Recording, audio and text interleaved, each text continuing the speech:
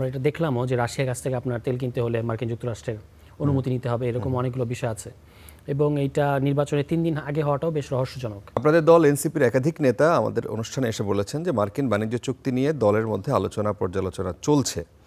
এখন শিগগিরই এনসিপি দলীয় অবস্থান স্পষ্ট করবে। এখন এই চুক্তি নিয়ে জামায়াতকে এই যে এত ভাইব্রেন্ট একটা দারুণ একটা পার্লামেন্ট ছিল, প্রথম যে অধিবেশন হলো সেই অধিবেশনে না বিএনপির কথা বাদ, কিন্তু আপনারা এনসিপির কাছ থেকেই সম্ভবত এই জিনিসটা মানুষ বেশি প্রত্যাশা করেছিল যে এই জায়গাটায় এই চুক্তির বিষয়ে এবং দেশের স্বার্থ বিরোধী চুক্তি অনেক ক্ষেত্রে বলা হচ্ছে, সেই জায়গাটায় তাদের কাছ থেকে কোনো ধরনের কোনো আওয়াজ সেইভাবে শোনা গেল না। মানে এনসিপির কি এখন যুক্তরাষ্ট্রের বেজার হয় এমন কোনো কিছু বলতে ইতস্তত বা ভয় কোনো কিছু কাজ করছে? আপনাকে ধন্যবাদ। না, ব্যাপারটা একেবারেই সেরকম না। প্রথম অধিবেশনে কয়েকটা বিষয়কে কেন্দ্র করে আলোচনাটা এগিয়েছে। এক নম্বর হচ্ছে যে রাষ্ট্রপতির ভাষণ এবং এর বাইরে রুটিন ওয়ার্ক যেগুলো পার্লামেন্টে হয়ে থাকে, তো সেখানে আমরা প্রায় সব মেজর ইস্যুই ধরার চেষ্টা করেছি, কিন্তু সামহাও এটা নিয়ে কোনো একটা কারণে আমাদের বক্তব্যে হয়তো এই ব্যাপারটা আসে নাই। কিন্তু এর মানে এই না যে এই চুক্তিকে কোনো কারণটা কি হতে পারে, মানে কোনো কারণ মানে হয়তো ধরেন না, আমাদের যে আহ্বায়কের যে স্পিচটা যদি আপনি দেখেন, প্রায় ওই আমাদের নির্বাচন পরবর্তী যতগুলো ইস্যু আছে প্রায় সব ইস্যুই ওখানে মানে অ্যাড্রেস করা হয়েছে, কিন্তু সবগুলোর চাপে হয়তো এটা মানে কোনো কারণে ছুটে গেছে।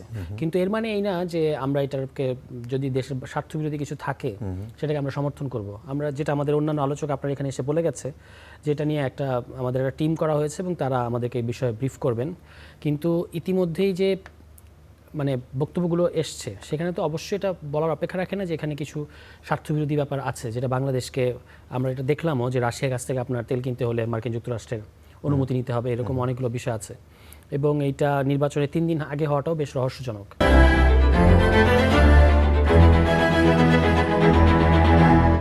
তো সেই বিষয়গুলোতে রিভিউ হওয়া দরকার এবং পর্যালোচনা হওয়া দরকার, সরকারের পক্ষ থেকে এটা বলাও হয়েছে। কিন্তু এখানে একটা জিনিস খেয়াল করতে হবে যে আমাদের বর্তমান পররাষ্ট্রমন্ত্রী এই বিষয়ে যখন কথা বলেছেন, তিনি কিন্তু এটা বলেন নাই, বা এই সরকারের পক্ষ থেকেও দায়িত্বশীল পর্যায়ে থেকে এটা বলা হয় নাই যে আমরা এই চুক্তিটা মানতে বাধ্য হয়েছি। যেমন প্রধানমন্ত্রীর অর্থনীতি সংক্রান্ত উপদেষ্টা তিতুমির ভাই, উনিও কিন্তু বলেছেন যে আমরা এটার ব্যাপারে রেসপেক্টফুল, এবং বাণিজ্যমন্ত্রী বলেছেন প্রয়োজনে আমরা রিভিউ করব। তথ্য উপদেষ্টা একই কথা বলেছেন। মানে বিএনপি সরকারও যেটা ওই অন্যান্য ক্ষেত্রে কিন্তু তারা এটা বলেন যে আমরা এটা উত্তরাধিকার সূত্রে পেয়েছি কিংবা আমরা এটা মানতে বাধ্য হয়েছি, এই ক্ষেত্রে কিন্তু ব্যাপারটা তা না। বরং পররাষ্ট্রমন্ত্রী এটা বলেছেন ক্যাটাগরিক্যালি যে আপনি অন্যান্য দেশের সাথে তুলনা করে দেখেন, বাংলাদেশ এখানে একটা উইন উইন জায়গায় আছে, কিন্তু আদৌ সেটা আছে কিনা সেটা হচ্ছে বড় প্রশ্ন। এবং সবচেয়ে বড় যেটা আপত্তিকর সেটা হচ্ছে নির্বাচনে মাত্র 3 দিন আগে এরকম একটা চুক্তি করা। এছাড়াও যে ব্যাপারটা আছে, যেটা এই চুক্তির মধ্যে সম্ভবত লেখা আছে 60 দিনের মধ্যে চাইলে আপনি চুক্তিটা স্ক্র্যাপ করতে পারবেন, বা চুক্তির যে কোনো বিষয় নিয়ে যদি আপত্তি থাকে সেটাকে কিন্তু আপনি পরিবর্তন করতে পারবেন।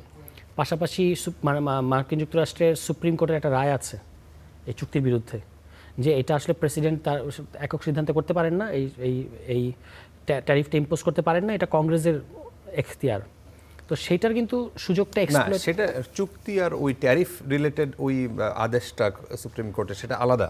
হ্যাঁ, কিন্তু বাংলাদেশের সাথে চুক্তির বিষয়, এই চুক্তির বিষয়ই হচ্ছে আপনার, এটা তো শুধু বাংলাদেশের সাথে করে নাই, আরো বেশ কিছু দেশের সাথেও কাছাকাছি ধরনের চুক্তি করেছে, এবং বিশেষত ট্যারিফের যে মানে হাই ট্যারিফ ইম্পোজ করা, সেই ক্ষেত্রে সুপ্রিম কোর্টের একটা রায় এসছে, এবং সেটা কিন্তু মালয়েশিয়া এবং কম্বোডিয়া এই দেশগুলো এটা এক্সপ্লয়েটও করেছে মার্কিন যুক্তরাষ্ট্রের সাথে তাদের নেগোসিয়েশনের ক্ষেত্রে, কিন্তু বাংলাদেশ এটা এক্সপ্লয়েট সেভাবে করে নাই।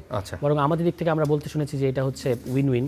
আর সব দলের সাথে আলোচনা করে আমরা এটা করেছি, এই কথাটা পররাষ্ট্রমন্ত্রী আগেও বলেছেন। সাথে সাথেই তখনও রেসপন্স করেছিলেন জামায়াতের আমির, তখনও তিনি বলেছিলেন যে না, এটা আমাদের সাথে কোনো ধরনের আলোচনা করা হয় নাই। আজকেও কিন্তু তিনি একই কথা বলেছেন, কিন্তু বিএনপি কিন্তু এটা বলে নাই যে না, তৎকালীন সরকার আমাদের সাথে আলোচনা করেছে বা করে নাই। এই বিষয়ে কিন্তু বিএনপির কোনো বক্তব্য আমরা দেখি নাই, কারণ এখানে একটা ধারাবাহিকতা দেখা যাচ্ছে, কারণ যেহেতু যিনি তখন এই চুক্তিটার কেন্দ্রে ছিলেন, এখনও তিনি এই সরকারের একজন দায়িত্বশীল বা খুবই গুরুত্বপূর্ণ ইনফ্লুয়েন্সিয়াল মন্ত্রী, ফলে এটা বোঝা যায় যে তাদের এই চুক্তির ব্যাপারে খুব একটা আপত্তি আছে সেটা না। বাংলাদেশে যদি যেইটুকু আমরা প্রতিবাদ দেখলাম, এটুকু প্রতিবাদ যদি না হতো তাহলে কিন্তু এটা এভাবেই চলতো। অন্তর্বর্তী সরকারেরও কোনো উপদেষ্টা কিন্তু চুক্তির বিরুদ্ধে কথা বলেছেন, যেমন ফরিদ আখতার, জি, এমনকি ব্রিগেডিয়ার শাখাওয়াত সাহেব, তিনিও বলেছেন যে আমি এর ব্যাপার কিছুই জানতাম না। ফলে অন্তর্বর্তী সরকারও অ্যাজ এ হোল এই চুক্তিতে গেছে কিনা এটা নিয়েও এবং নির্বাচন 3 দিন আগে সন্দেহ করার যথেষ্ট কারণ আছে।